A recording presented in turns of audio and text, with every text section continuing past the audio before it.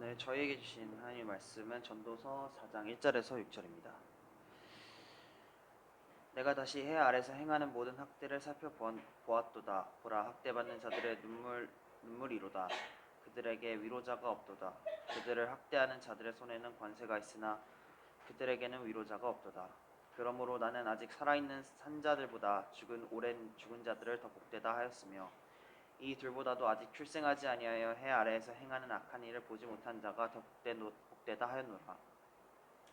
내가 또 본즉 사람이 모든 수고와 모든 재주로 말미암아 이웃에게 시기를 받으니 이것도 헛되어 바람을 잡는 것이로다.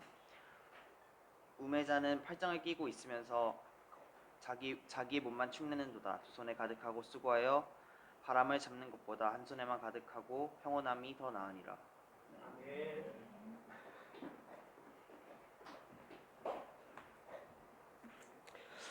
2026년 6월 18일자 매일경제신문에 이런 기사가 뜬 것을 제가 봤습니다. 제목이 이렇습니다. 기사 제목은 밥 한 끼에 246억 주겠다. 역대 최고가 낙찰 버핏과의 점심이라는 제목이었습니다. 제가 신문 기사를 이렇게 읽어봤는데 제가 말하는 것보다 기사를 읽어드리는 것이 이해가 쉬울 것 같아서 기사 원문을 그대로 한번 읽어보겠습니다. 한번 들어보십시오. 점심 식사 값으로 246억 원을 지불해야 한다. 워런 버핏, 버크셔 해서웨이 회장 겸 최고 경영자와 점심을 할 때 내야 하는 금액이다. 버핏은 버핏과의 점심 낙찰액을 빈민지원단체인 글라이드 재단에 기부한다. 지금까지 누적 기부금은 3,410만 달러, 441억 원에 달한다. 17일 로이터 블룸버그 통신에 따르면 연례 자선행사 버핏과의 점심 경매가 1,900만 달러, 246억 원에 낙찰됐다. 역대 최고, 지금까지 최고가였던 2019년 457만 달러, 59억 원보다 약 4배 이상 뛰어난 액수다. 올해 경매는 2만 5천 달러, 3,200만 원부터 시작되었는데 그 다음 날 벌써 200만 달러, 26억 원을 돌파했고 마지막 날에 가격이 급등하게 뛰어올랐다. 이유는 버핏이 올해를 마지막으로 행사를 중단할 예정으로 알려져 경쟁이 더욱 치열했던 것으로 알려졌다. 낙찰자 신원은 아직까지 밝혀지지 않았다. 그는 동반자 7명과 함께 뉴욕 맨하튼의 유명 스테이크 전문점인 스미스 앤드 월런스키에서 버핏과 점심 식사를 먹게 된다. 이것이 신문 기사의 내용입니다. 어떻습니까? 한 끼 식사로 246억 원을 지불하는 사람이 이 세상에 존재하고 있다는 사실입니다. 저는 여러분이 놀라지 않을 줄 알았습니다. 저는 기사를 보고 이런 일이 실제로 있구나. 그 정도 금액을 어떻게 지불할 수 있지? 그 정도 돈을 가진 것도 신기하고 그 식사를 할 때 낸다는 것도 신기합니다. 이 사람은 왜 이렇게 식사 한 끼에 그만한 돈을 내었을까요? 그 이유는 바로 이 워렌 버핏의 별명 때문입니다. 워렌 버핏은 그 별명이 오마하의 현자입니다. 오마하라고 하는 것은 그가 사는 지역을 말합니다. 워렌 버핏은 오마하에서 태어나서 지금까지 오마하에서 살고 있습니다. 계속 해마다 조사하는데 그의 이 재산은 세계 10위권에는 항상 들어가는 사람입니다. 그럼에도 불구하고 고향을 떠나지 않고 거기서 2층 주택을 지어서 평범한 주택에서 살고 있다고 합니다. 그래서 그의 별명이 오마하의 현자인데 그는 투자의 귀재입니다. 어느 정도 귀재냐 하면 한번 들어보십시오. 전 세계에 저평가된 우량주가 있으면 그걸 어떤 방법인지 찾아내어서 투자해서 거기서 수익을 불리는 능력이 있습니다. 50년 동안 무려 21%에 달하는 수익률을 올렸던, 이것은 은행에 돈을 넣는 복리이자보다도 더 많은 수익을 내는 것입니다. 이 사람은 11살이 되었을 때에 주식을 시작했습니다. 그리고 놀라지 마십시오. 14살 되었을 때에 40에이커, 우리가 알고 있기로는 약 5만 평에 해당하는 땅을 사가지고 사람들에게 임대로 주었습니다. 그리고 30세가 되었을 때에 그 이전에 회사를 설립해서 이미 백만장자가 된 전설적인 인물입니다. 한 인터뷰에서 그에게 물었습니다. 당신은 인생을 살면서 가장 후회되는 것이 뭡니까? 그랬더니 그가 했던 말이 제가 5살에 주식을 투자하지 못했던 것이 후회가 됩니다. 그렇게 말을 했 정도로 합니다. 이 사람과 한 끼 식사 비용으로 이 정도 비용을 지불하는 것은 일종의 투자라고 말할 수 있습니다. 사람들은 워런 버핏과의 대화를 통해서 좋은 정보와 삶에 대한 지혜를 얻어서 그것을 통해서 다시 재투자를 통해 더 많은 수익을 얻기 위해서 이 정도 비용을 지불하는 것입니다. 여러분에게 한번 여쭤볼게요. 만약에 여러분들에게 어마어마한 돈이 있다면 그 사람을 만나기 위해서 246억 원이라는 돈을 지불하실 의사가 있으십니까? 예, 한번 스스로 답변을 해보십시오. 오늘 저희들이 함께 살펴볼 내용은 전도서라고 합니다. 그래서 제가 전도서를 찾으면서 영어로 전도서가 뭔지를 한번 찾아보았습니다. 결론적으로는 못 읽겠더라고요. 제 영어 실력으로는. 이게 뭐라고 읽어야 되는지 이클레시아티스 이렇게 돼 있더라고요. 한번 여러분 보십시오. 영어가. 이 전도서의 저자는 대부분의 성경학자들은 전도서의 저자가 솔로몬이라고 하는 데에는 큰 다른 의견이 없습니다. 그래서 전도서의 저자는 솔로몬입니다. 그리고 여러분들이 너무나 잘 아는 것처럼 솔로몬은 이 세상에서 가장 지혜로운 사람 중에 한 사람입니다.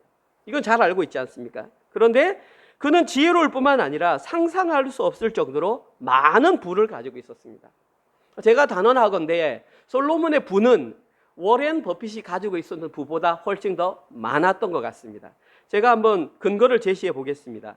열왕기상 10장에 보면 솔로몬이 얼마나 부자였는지 쫙 나옵니다. 그 중에 세 구절만 제가 읽어보겠습니다. 열왕기상 10장 14절, 21절, 23절입니다. 떨어져 있지만 한번 제가 붙여서 읽어보겠습니다. 10장 14절. 솔로몬의 세입금의 무게가 무슨 말이냐면 세금, 한 해에 벌어들이는 세금의 무게가 금 666달란트. 금 666달란트면 상상이 안 가시죠? 자, 제가 한 해에 들어가는 세금이 얼마냐 하면은 현재 단위로 계산하면 약 18조. 세금만 받아들이는 게 18조. 이 근거는 그렇습니다. 1달란트가 킬로그램으로 따졌을 때 약 34kg입니다. 지금 현재 금 1kg 가격이 8천만 원입니다. 그러면 1달란트를 현재 시가로 계산하면 27억 2천만 원. 그것이 666달란트면 약 18조. 근데 중요한 건 그 뒤에 보면 다른 세금도 많습니다. 다른 수입도 많은데 다 제외하고 순수하게 세금으로만 받아들이는 게 약 18조. 21절입니다. 그래서 솔로몬이 왕이 마시는 그릇은 다 금입니다. 레바논 나무 궁의 그릇들도 다 정금이라 은 기물이 없으니 솔로몬 시대의 은을 귀히 여기지 아니하였다. 금이 얼마나 흔했든지 은은 아예 쳐다보지도 않았다고 합니다. 23절. 솔로몬 왕의 재산과 지혜가 그 세상의 어느 왕보다 큰지라. 한마디로 말해서 솔로몬은 세계 최고의 부자였을 뿐만 아니라 세계 최고로 지혜로운 사람이었습니다. 솔로몬보다 더 지혜로운 사람은 없었다라고 성경에 분명하게 말하고 있습니다. 자, 이제 보십시오. 이런 존재, 돈도 가장 많고 가장 큰 부를 차지했던 그 존재가 여러분들에게 식사 한 끼 하자. 그런데 돈은 안 내도 된다. 무료로 식사 한번 하자. 내가 여기 여러분들의 인생에 대해서 한번 조언해 줄게. 라고 말한다면 여러분들은 그 사람 솔로몬의 말에 한번 귀를 기울여 보시겠습니까? 예, 대답 안 할 줄 알았습니다. 솔로몬은 성경에 총 3권을 기록했습니다. 첫 번째 성경은 아가서입니다. 아가서는 솔로몬이 젊을 때 사랑이 무엇인지에 대해서 기록을 했습니다. 두 번째 기록한 성경은 중년의 시대에 잠언서를 기록했습니다. 거기서는 지혜가 무엇인지를 알려주었습니다. 그리고 인생의 노년, 말년에는 전도서를 통해서 인생이 무엇인지를 하나님의 자녀들에게 설명했습니다. 오늘 저희들이 살펴볼 전도서에는 인생이 무엇인지에 관한 내용이 다 기록되어 있습니다. 따라서 저희들이 이 전도서의 내용만 제대로 이해하고 제대로 묵상하면 여러분들이 워런 버핏을 만나서 점심을 먹는 것보다 훨씬 더 소중한 정보가, 인생에 관한 정보가 전도서에 기록되어 있다는 것입니다. 자, 그러면 전도서에는 어떤 내용이 기록되어 있을까요? 모든 내용입니다. 그런데 요약하기 위해서는 이 구절을 반드시 알고 넘어가야 됩니다. 전도서 1장 1절에서 3절입니다. 여기에 집약되어 있습니다. 놀라운 내용이 들어있습니다. 한번 보십시오. 전도서 1장 1절. 다윗의 아들 예루살렘 왕 전도자의 말씀이라. 전도자가 이르되 이제 말합니다. 헛되고 헛되며 헛되고 헛되니 모든 것이 헛되도다. 해 아래에서 수고하는 모든 수고가 사람에게 무엇이 유익한가? 이것이 세상 최고의 부자, 세상 최고의 지혜를 가졌던 사람이 내렸던 인생의 결론입니다.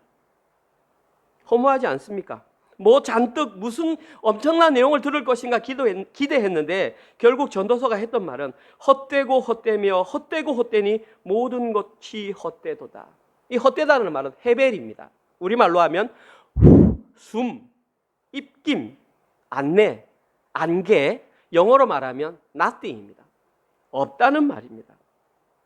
전도서는 솔로몬은 인생의 허무함을 전도서에서 기록했습니다.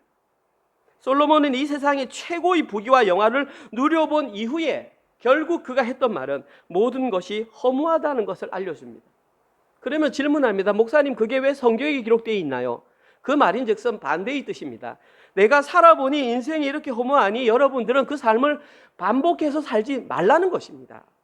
그리고 솔로몬은 이 땅의 모든 인생이 그렇게 허무할 수밖에 없었던 이유가 3절에서 그들이 바로 해 아래에서 살고 있기 때문입니다.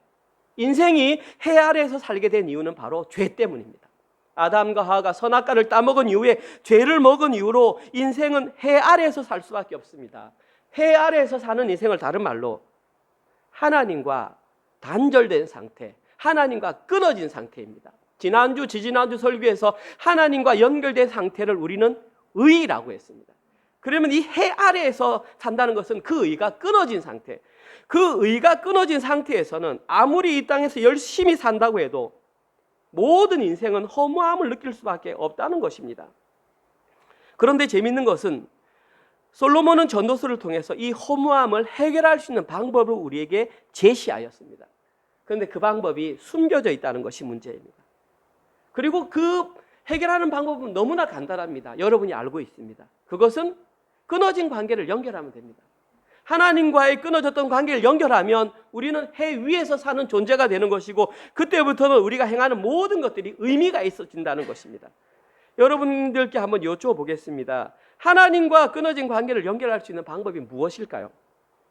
그것은 오직 예수 그리스도를 통해서 그분만 의지하는 방법 외에는, 십자가 복음 외에는 하나님과 끊어진 관계를 연결하는 방법은 구약에도 없었고 신약에도 없었고 지금 이 시대에도 없습니다. 그 방법은 오직 한 길, 십자가 복음밖에 없습니다. 다시 말해서 전도서 역시 예수 그리스도를 통한 구원이 기록된 바로 구원의 책이라는 것입니다. 여러분들은 앞으로 전도서를 계속 묵상하실 때에 구원의 진리가 감추어진 것을 발견하신다면 전도서를 제대로 묵상하는 것입니다. 오늘은 첫 번째로 맛만 보면서 넘어가겠습니다. 전도서에 감추어진 예수 그리스도는 어떤 형태로 나타나느냐, 두 가지 예를 들어보겠습니다. 첫 번째입니다. 1장 1절 다시 보시면 다윗의 아들 예루살렘 왕 전도자의 말씀이라. 여기에 나타난 첫 번째 단서는 이 전도서를 기록한 사람이 솔로몬이라고 밝히지 않고 다윗의 아들이라고 밝힌 그 아들에 있습니다. 솔로몬이라고 직접 밝히지 않은 이유는 그 아들을 강조하기 위함입니다. 하나님께서는 선지자 사무엘을 통하여 다윗의 아들을 통해서 이스라엘의 왕이 끊어지지 않고 그의 나라가 영원할 것을 알려주셨습니다. 여러분이 너무나 잘 아시는 다윗 언약 혹은 소금 언약이라고 하는 구절입니다. 이런 건 외워야 됩니다. 사무엘하 7장 12절 13절. 저희들은 사무엘하를 묵상했기 때문에 이 내용은 아는 내용입니다. 한번 같이 읽어보겠습니다. 시작. 내 수완이 차서 내 조상들과 함께 누울 때에 내가 네 몸에서 날 내 씨를 내 뒤에 세워 그의 나라를 견고하게 하리라.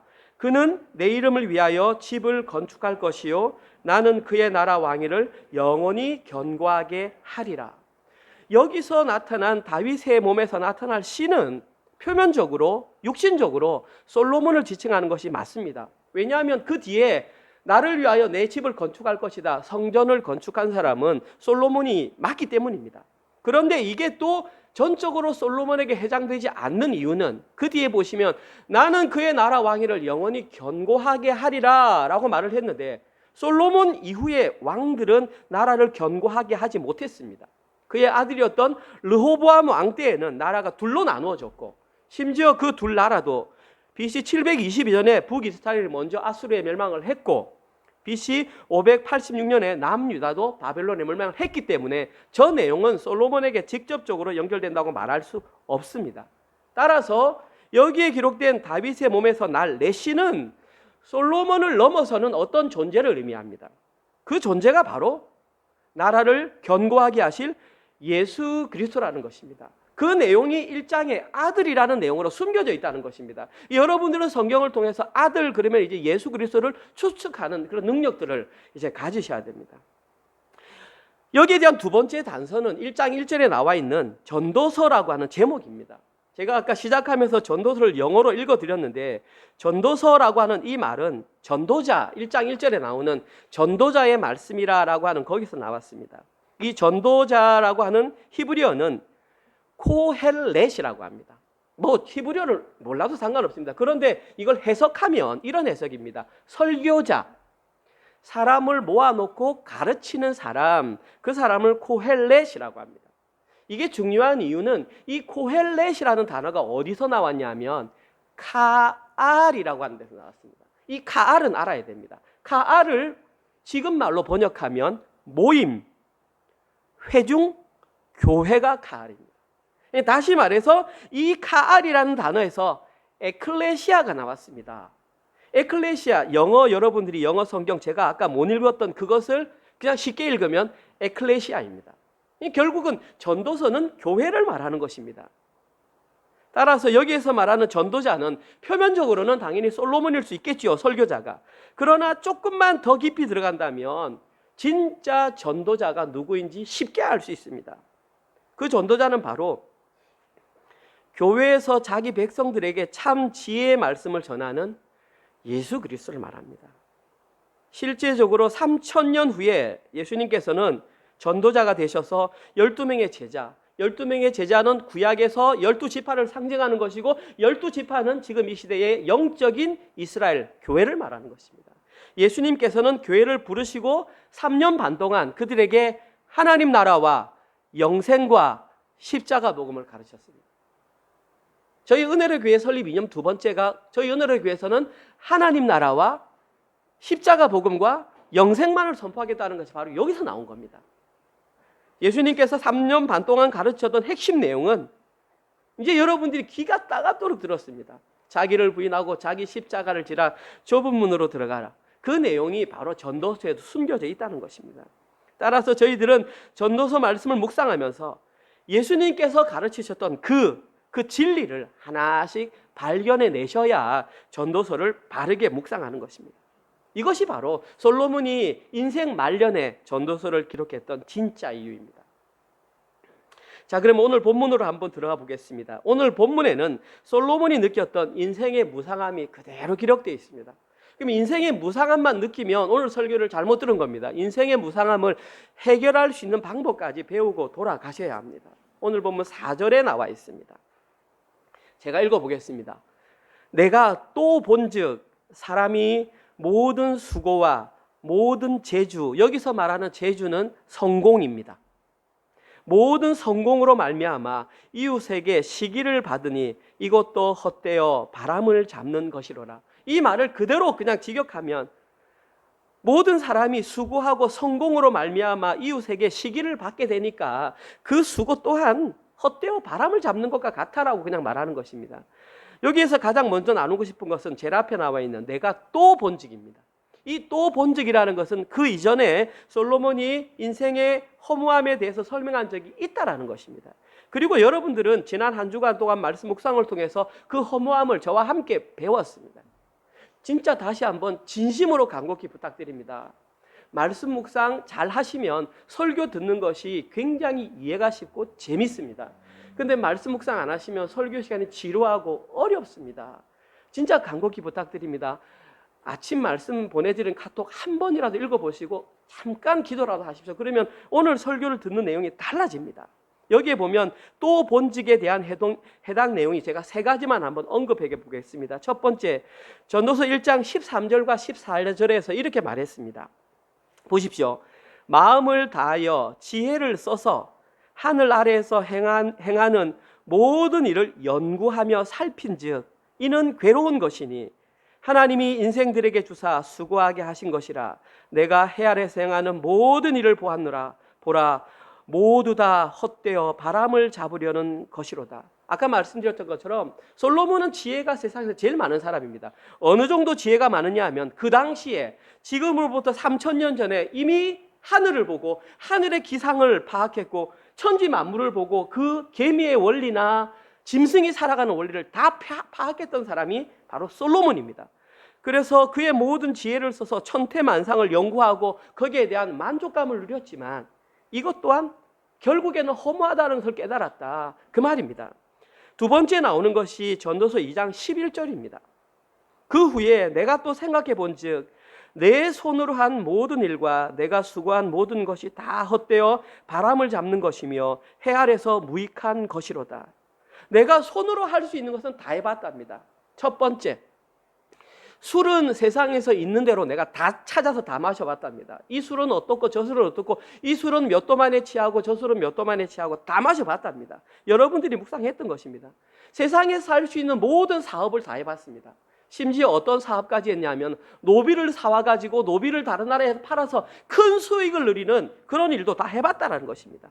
그리고 그 노비들 가운데에 또 다른 적국 가운데에 아름다운 여인을 다 뽑아가지고 1000명이나 부인을 만들어서 이름도 기억하지 못하는 부인들에게 그들에게 사랑도 주어봤다라는 것입니다. 내가 내 손으로 할 수 있는 모든 일을 다 해보았지만 결국 그것도 인생의 무상함을 채울 수 없었다라고 말했습니다. 또 하나 더 살펴보면 2장 21절과 23절에서 사람이 해 아래에서 행하는 모든 수고와 마음에 애쓰는 것이 무슨 수익이 있으랴. 일평생에 근심하며 수고하는 것이 슬픔뿐이라. 보십시오. 그의 마음이 밤에도 쉬지 못하니 이것도 헛되도다. 이제는 낮에 일하는 것도 부족해서 밤을 새워가면서 열심히 일을 해서 잠을 자지 않을 정도로 아무리 열심히 수고를 한다고 해도 그것조차 허무하다는 것을 깨달았다는 것입니다. 이 부분을 들으면서 뭔가 느끼는 거 없습니까? 저는 이 부분 설교를 준비하면서 딱 머릿속에 떠오르는 것이 이 시대에 살아가는 사람들과 똑같구나라는 것을 느꼈습니다. 이 시대의 사람들은 자기의 모든 지혜를 동원하여서 과학을 통해서 달까지 올라가고 우주를 정복해 보려고 노력하지만 이미 그것을 솔로몬이 다 해보았다는 것입니다. 이 세상 사람들은 술의 쾌락에 빠져보고 사업의 확장도 해보고 돈도 원 없이 벌어보고 성적으로 자신의 욕구를 채우려고 하는 거기에 에너지를 쏟아보기도 하고 심지어 전기를 발명해서 밤과 낮이 따로 없이 밤을 새워서 일을 하고 쾌락을 즐겨보기도 했지만 솔로몬은 그 모든 것이 헛되어 바람을 잡는 것과 같다고 했습니다. 그런데 왜 이 시대의 사람들은 굳이 그 일을 반복하며 살려고 애쓰는 것일까요? 저희들은 지금 이 시점에 솔로몬이 말했던 그 경고에 주목할 필요가 있습니다. 과연 우리는 무엇을 위해서 그렇게 밤낮 없이 열심히 살아가고 있는 것일까요? 한번 진지하게 내가 무엇을 위해 그 열심히 살아가고 있는가 멈추어서 생각해 봐야 할 때입니다. 오늘 보면 4절에는 방금 언급했던 내용들과 중복되는 하나의 단어가 있습니다. 그 단어를 발견했습니까? 제가 위에 세 구절 언급해 드렸지 않습니까? 또 본즉 거기에 나왔던 구절과 4절에 나오는 중복되는 한 단어 뭡니까? 수고라고 하는 단어입니다. 이들은 정말 열심히 살았다는 것입니다. 이 말은 위의 구절들과 4절이 밀접하게 연관이 되어 있다는 것입니다. 특별히 오늘 보면 4절에는 그들이 왜 그렇게 열심히 수고하며 살았던 것이 허무한가? 허무한 이유가 기록되어 있습니다. 오늘 보면 4절에 보시면 내가 또 본즉 사람이 모든 수고와 모든 성공으로 말미암아 이웃에게 시기를 받으니 이것도 헛되다. 그렇게 나와 있습니다. 솔로몬은 모든 수고, 모든 성공이 헛된 이유를 그 수고로 인해 이웃에게 시기를 받기 때문에 그 열심 또한 헛되다라는 것입니다. 이것이 의미하는 것은 해 아래 사는 동안 아무리 열심히 수고하고 성공을 이루어도 거기에 대한 정당한 대가를 인정받기가 어렵다라는 것입니다. 솔로몬은 그 현상을 헛되다 그렇게 표현했습니다. 이것이 이 세상의 사람들의 진짜 솔직한 모습이 아닐까요? 보십시오. 옆에 누군가가 자기가 원하지 못할 정도로 그냥 복권이 당첨되었다고 가정을 해봅시다. 겉으로는 축하해, 정말 잘 됐네, 사업에 성공해서 정말 잘 됐네, 하지만 속으로는 돌아서서 기본 마음은 질투하는 것이고 조금 더 나아가서는 시기하는 마음이 그들 사이에 작용하고 있다는 것입니다. 그래서 중요한 것은 이렇게 행하는 자들이 오늘 본문에는 이웃이라고 나와 있습니다. 이 이웃이라고 하는 히브리어는 레아입니다. 이 레아라고 하는 단어는 친구, 동료, 비교적 가까운 사이에 있는 사람이 이웃입니다. 이 단어가 가장 대표적으로 쓰인 것이 욥의 새 친구 할 때 그 친구가 바로 레아라고 하는 단어입니다. 그 정도 같으면 욥이 고난을 받고 있을 때 그의 곁에 찾아와서 며칠을 머물면서 그에게 조언을 해줄 정도 같으면 아주 가까인 사이라는 것입니다. 그런 가까이 있는 사람들은 이렇게 격려하고 기뻐해 주는 것이 정상적인데, 그런데 실제로는 친구가 동료의 수고와 성공을 함께 기뻐하기보다는 그들의 수고와 성공을 시기하는 것이 이 세상의 현실이라는 것입니다. 이것이 바로 해 아래 사는 자들, 하나님과 관계가 끊어진 자들의 실제적인 모습입니다. 저는 솔직히 이 설교 이 부분을 준비하면서 조금 마음에 어려움이 있었습니다. 왜냐하면 제 속마음이 좀 들킨 것 같은 그런 느낌이기 때문입니다. 과연 나는 지금까지 살아오면서 솔직하게 주변에서 일어났던 성공에 대해서 얼만큼 진정으로 그들의 성공을 기뻐하며 격려해 주었는가 생각해 보았습니다. 그러면서 내린 결론은 별로 많이 없었다. 저는 늦게 신학을 해서 교회도 늦게 이렇게 시작했지 않습니까? 그런데 저는 잘 몰랐는데 제가 한국에서 이렇게 보다 보니까 제 고등학교 같은 반의 친구 2명이 지금 저희 같은 교신 교단에서 목회를 하고 있더라고요. 고등학교 때는 그냥 친구들이었는데 지금은 이제 제가 목사가 되어서 그들을 이렇게 바라보니까 사실 어느 정도 비교가 되지 않습니까? 근데 두 친구 다 지금 한국에서, 부산에서 아주 큰 대형교회 담임 목사를 하고 있거든요. 그런 친구들의 목회하는 모습을 제가 바라보면서 마음이 진짜 잘 됐구나.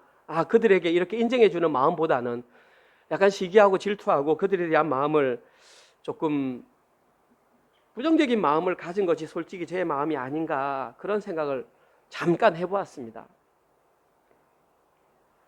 제가 이런 사람입니다. 여러분들은 뭐 특별히 다를 것 같습니까? 저를 그런 눈으로 쳐다보십니까? 저희들 모두에게는 그런 마음이 숨겨져 있습니다. 이게 드러나지 않아서 그렇지. 그래서 우리에게는 예수 그리스도가 필요한 것입니다. 근데 어떤 사람들은 여기에 대해서 완전히 반대로 돌아서서 말하는 사람도 있습니다. 오늘 본문 5절입니다. 우매자는 팔짱을 끼고 있으면서 자기의 몸만 축내는도다. 무슨 말입니까? 해 아래서 수고와 성공을 해도 허무함을 느낀다면 차라리 아무 일도 하지 않고 지내는 것이 더 좋지 않습니까? 라고 묻는 사람들이 있다는 것입니다. 솔로몬은 이들을 향해서 딱 외쳤습니다. 너희들이 바로 우매자다. 우매자란 말은 어리석은 사람입니다. 어리석은 자들은 수고와 성공으로 인한 인생의 허무함을 바라보면서 자신들은 팔짱을 끼고 아무 일도 하지 않는 것이 좋다라고 궤변을 늘어놓는다는 것입니까? 극단적이라는 것이죠. 그럼 뭐 그렇게 열심히 할 필요 뭐 있어? 인생이 허무하고 다 살아봐야 결과는 허무하니까 차라리 그럴 바에 아무것도 하지 말자. 알바도 하지 말고 아무것도 하지 말고 학교도 가지 말고 공부는 말라고 해. 어차피 인생의 결과가 그건데 라고 말하는 사람들, 저는 그들을 궤변이라고 말합니다. 여기에 기록된 자기 몸만 축낸다라고 하는 그 원어의 뜻은 자기의 살을 퍼먹는다 이런 뜻입니다. 누군가가 배가 고파서 자기 살을 퍼먹으면 어떻게 될까요? 그 사람은 바로 죽어버리지 않습니까? 어리석은 자들은 스스로 자신의 게으름을 위해 파멸의 길을 걸어가게 된다는 것입니다. 그러면 이것 또한 인생의 허무함을 표현하는 또 다른 방법일 뿐이지 허무함을 해결할 수 있는 방법은 아니라는 것이죠. 우리 청년들, 청소년들 이 방법 옳은 것이 아닌 거 알죠? 그렇게 살면 안 됩니다. 그러면 도대체 인생의 허무함을 해결할 수 있는 방법은 없을까요? 아닙니다. 솔로몬은 그 방법을 정확하게 제시하고 있습니다. 일단 표면적으로 오늘 보면 6절이 그 방법입니다. 오늘 보면 6절 내용 이해하면 이 모든 허무함을 해결할 수 있습니다. 보십시오. 두 손 가득하고 수고하며 바람을 잡는 것보다, 여기에 말하는 두 손 가득한 것은 밤도 자지 않고 돈만 벌기 위해서 바등바등 사는 그 모습을 두 손에 가득하고 수고한다 그렇게 하는 것입니다. 그것이 바람을 잡는 것보다 해결점이 나왔네요. 한 손에만 가득하고 한 손으로는 열심히 일하고 평안함을 얻는 것이 낫다. 솔로몬이 제시한 것이 그것이네요. 밤낮 없이 막 낮에도 밤에도 일해서 돈을 모아야 돼 하는 것이 아니라 열심히 일해라.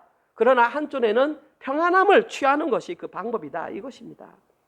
첫 번째는 한 손은 일하되 나머지 한 손에 친 욕망을 버리라는 것입니다. 그리고 한 손만 채우라는 것입니다. 그래야만 마음의 평안함을 얻어서 인생의 허무함을 해결할 수 있다는 것입니다. 여기에서 기록된 평온함이라는 말이 휴식, 안식, 조용함, 내려감 이런 뜻이 있습니다. 저는 여기에서 평온함이라는 단어와 관련된 내려감이라는 단어에 눈이 갔습니다. 이 내려감이라는 것은 평온함을 누리기에 있어서는 손이 내려가야 된다. 손을 내려놓아야 한다는 것이죠. 사람이 한 손만 채우고 평안을 누리려면 다른 한 손에 있는 것은 반드시 놓아야 한다는 것입니다. 무엇을 못 놓고 계십니까? 인기, 사람들에게 받는 인정, 욕구, 취미 이런 것을 놓지 못한다면 평온함을 얻을 수 없고 인생의 허무함의 문제는 결코 해결할 수 없다는 것입니다. 그리고 다른 한 손에 잡고 있는 그 나머지 한 손, 두 손을 꽉 쥐고 있으면 어떤 현상이 발생하는지 오늘 본문에는 정확하게 나와 있습니다. 여러분들이 상상해 보십시오. 내가 두 손으로 다 잡아야지 바둥바둥 거리면 결과적으로 어떤 현상이 발생하냐면 4장 1절에서 3절인데 1절만 먼저 읽어보겠습니다. 이런 현상이 발생합니다. 내가 다시 해 아래에서 행하는 모든 학대를 살펴보았다. 보라, 학대받는 자들의 눈물이로다. 그들에게 위로자가 없도다. 그들을 학대하는 자들의 손에는 권세가 있으니 그들에게는 위로자가 없도다. 만약에 어떤 사람이 자기의 수고와 성공을 위해서 나머지 한 손을 내려놓지 못하고 두 손을 꽉 쥐고 살아간다면 결과적으로 그 사람은 다른 사람을 학대하는 지경에까지 이르게 된다는 것입니다. 성경에는 여기에 대한 가장 좋은 예로 출애굽하기 전에 이스라엘 백성들을 예로 삼고 있습니다. 출애굽기 5장 22절 23절입니다.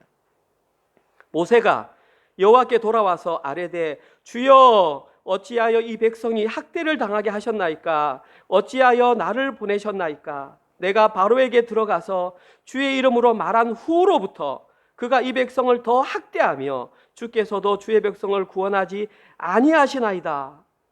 본문에는 그렇게 되어 있습니다. 내가 바로 찾아가서 이들을 데리고 광야에서 절기를 지켜야 합니다 라고 말하는 순간부터 학대가 심해졌다는 것입니다. 그리고 학대가 가해질 때마다 그들은 모세와 아론을 찾아와서 우리가 왜 학대를 받아야 되느냐고 외친다는 것입니다. 하나님, 제가 왜 이 문제를 해결해야 됩니까? 해결해 주십시오라고 기도했던 것이 방금 저 내용입니다. 그 기도에 대해서 하나님께서 이렇게 답을 해주셨습니다. 6장 1절입니다.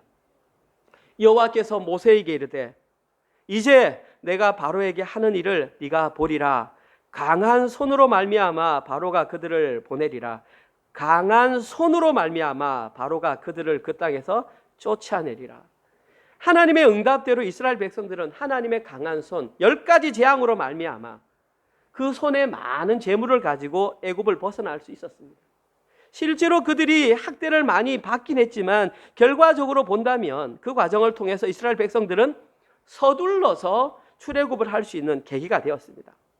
그러나 빠져나왔다 할지라도 막상 그들이 당했던 그 고난의 양이나 고난의 수치는 엄청났다는 것입니다. 오늘 본문에는 그 학대로 인한 고난을 이렇게 표현하고 있습니다. 그 고난이 얼마나 큰지 한번 상상해 보십시오. 오늘 본문 2절과 3절입니다. 학대를 받으면 이런 생각이 듭니다. 그러므로 학대받는 사람이 말합니다. 나는 아직 살아있는 산자들보다 죽은 지 오랜 죽은 자들을 더 복되다 하였으며 그 학대받는 것이 얼마나 힘들었으면 내가 살아있는 자체가 힘들다. 차라리 내가 지금 살아있는 것보다 먼저 죽은 사람들이 훨씬 더 복되다. 그렇게 말합니다. 3절에 보면 이 둘보다 그 위에 2절 둘보다 차라리 아직 출생하지 아니하여 해 아래에서 행하는 악을 보지 못한 자가 더 복되도다. 여기에서 말하는 출생하다는 것은 존재하다라는 뜻입니다. 아예 존재하지 않았다면 학대받거나 아니면은 그 이후에 태어난 사람들, 죽은 사람들보다 훨씬 더 존재하지 않는 것이 좋겠다. 무슨 말입니까? 이들이 받는 학대의 고통이 얼마나 큰지를 지금 이렇게 표현하고 있습니다. 이것이 바로 자기의 수고와 성공을 위해 나머지 한 손을 놓지 못한 사람들이 타인에게 행하는 모습이 바로 이런 모습이라는 것입니다. 그리고 그들이 나머지 한 손을 내려주지 못하면 인생의 허무함의 문제를 해결할 수가 없습니다. 여러분들은 한 손을 내려놓으셔야 합니다. 근데 만약에 오늘 설교가 여기에서 딱 제가 마무리한다면 워렌 버핏이 246억을 받고 점심 먹고 해준 지혜와 지금 여기에서 손에 있는 것을 놓아야 한다, 소위 말하는 기존에 나와 있는 내려놓음이라는 책도 있습니다. 그것이라면 무슨 차이가 있겠습니까? 절반 차이가 없다고 생각합니다. 그러나 전도서는 인생에 관한 정보나 어떤 안내를 해주는 책이 아니라고 제가 말씀드렸습니다. 전도서에는 세상과는 확실하게 구별되는 지혜와 지식의 보화가 감추어져 있습니다. 그 보화가 어디 있냐면 오늘 본문 1절에 나와 있는 위로자에게 있습니다. 1절에 보면 이 땅의 인생들이 진짜 힘든 이유는 위로자를 찾지 못했기 때문이라고 2번이나 반복하고 있습니다. 그럼 반대로 얘기해보면 이 땅에 살아가는 인생들이 위로자만 만나면 그 모든 문제는 다 해결된다라고 정답이 제시되어 있습니다. 그 위로자를 만나면 평안함을 누릴 수 있고 안식을 누릴 수 있고 휴식을 누릴 수 있다는 것입니다. 왜 정답이 나와 있는데 정답을 우리가 발견하지 못하는 것이죠. 제가 물으나 마나 여기서 말하는 위로자는 바로 예수 그리스도입니다. 이미 나왔고요. 제가 전도서에 숨겨져 있는 예수 그리스도를 말씀드렸고요. 이제는 신약에 나와 있는 위로자 되신 예수님을 한번 살펴보고 설교를 마치겠습니다. 골로새서 2장 1절에서 3절입니다. 내가 사도 바울이 너희와 라오디게아에 있는 자들과 무릇 내 육신의 얼굴을 보지 못하는 자를 위하여 얼마나 힘쓰는지를 너희가 알기를 원하노니 왜 만나기를 원했냐 하면 2절에 이는 그들로 마음에 위안을 받고 위로를 받고 사랑 안에서 연합하여 확실한 이해의 모든 풍성함과 하나님의 비밀인 그리스도를 깨닫게 하려 함이니 3절 그 안에는 지혜와 지식의 모든 보화가 감추어져 있느니라. 아멘.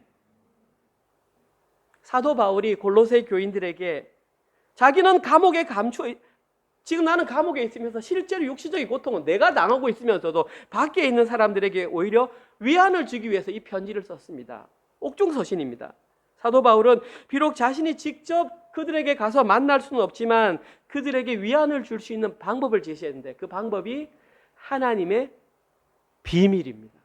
그리고 사도 바울은 그 비밀이 바로 예수 그리스도를 깨닫는 것이라고 했습니다.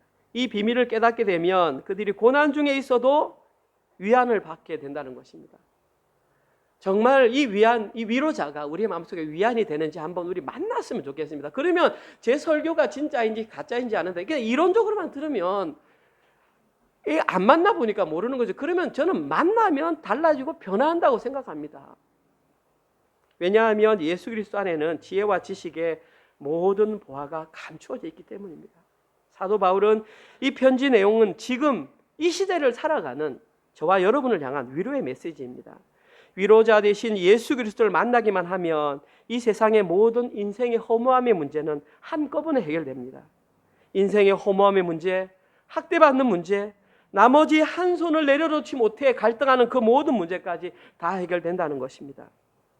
혹시 여러분들은 아직까지도 지혜와 지식의 모든 보화가 감추어져 있는 위로자 되신 예수님을 만나지 못해 방황하십니까? 성령님께 기도하시기 바랍니다.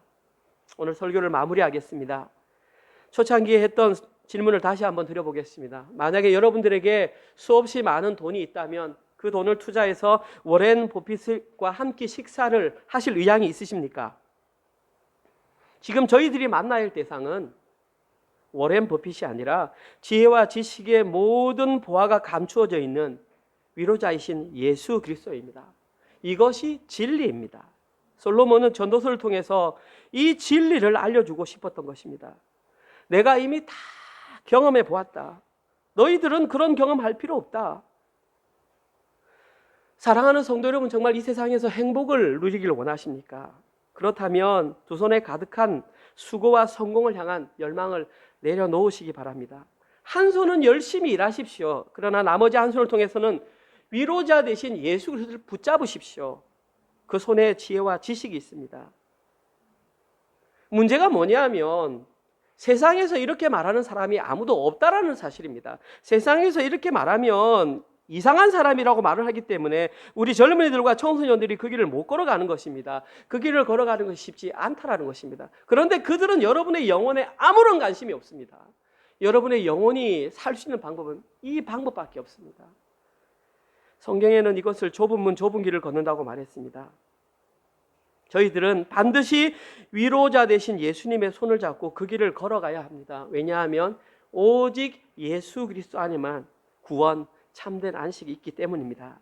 이번 한 주 동안도 두 손 가득한 수고를 좀 내려놓으십시오. 그리고 한 손을 통해서 위로자 되신 예수 그리스도를 붙잡고 당당하게 좁은 문 좁은 거를 걸어가시는 여러분 되시기를 주님의 이름으로 축원드립니다. 아멘.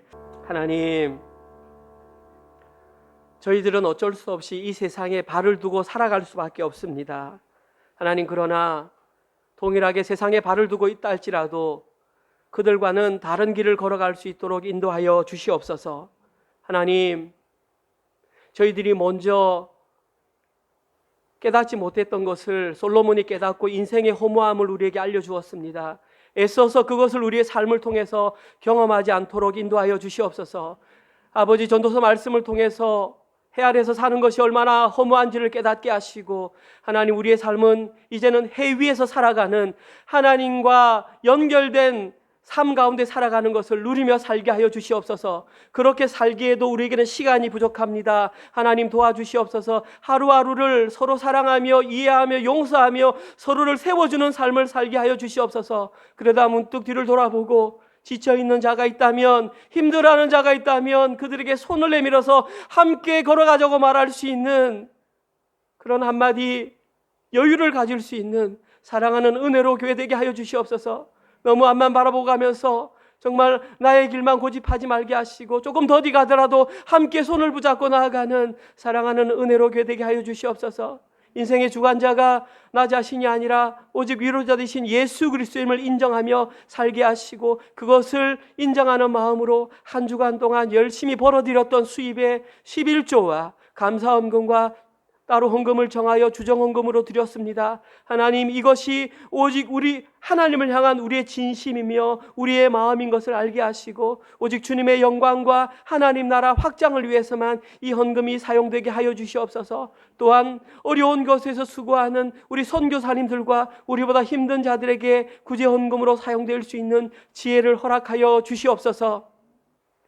이제는 우리 주 예수 그리스도의 은혜와 하나님의 사랑하심과 성령님의 위로, 감화, 감동, 깨닫게 하심이 세상과는 다른 길을 걸어가기로 결단하며 인생의 허무함으로 인하여 시간을 허비하지 않기로 결단하는 위로자 되신 예수 그리스도의 손을 붙잡고 나아가기로 결단하는 사랑하는 은혜교회 성도들 머리 위에와 지금 이 시간에도 주의 복음을 증거하는 선교사님들과 그들의 사역과 그들의 가정과 그들의 자녀들 머리 위에 지금부터 영원토록 함께 있을지어다. 아멘.